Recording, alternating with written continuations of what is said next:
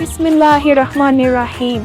Assalamu alaikum, my dear little friends. How are you all today? I hope you're feeling fantastic.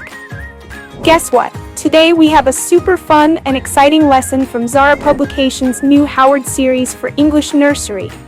So are you ready to learn something new and amazing? Let's begin. Introduction of Y sound. Y is the 25th letter of the alphabet. It makes the Y sound like in yo-yo or yak. To say Y, try this.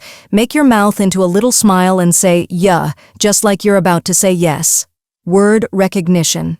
Let's look at some words that start with Y. Y for yo-yo, a round toy that goes up and down. Y for yolk, the yellow part inside an egg.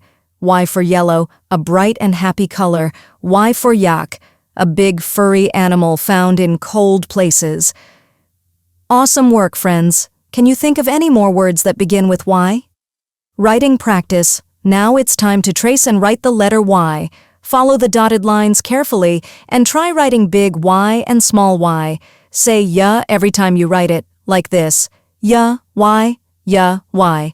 Good job. Let's keep practicing to get better every day. Activity. Beginning sound recognition.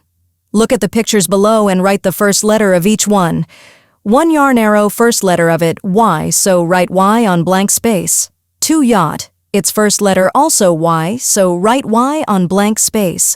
3 yam, also write Y on blank space because Y its first letter. Yes, they all start with the letter Y. You're doing amazing.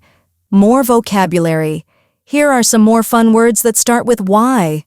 New words. Yarn, a soft thread used for knitting. Yacht, a big boat for fun trips. Yam, a tasty root vegetable. Yes, a happy word we use to agree.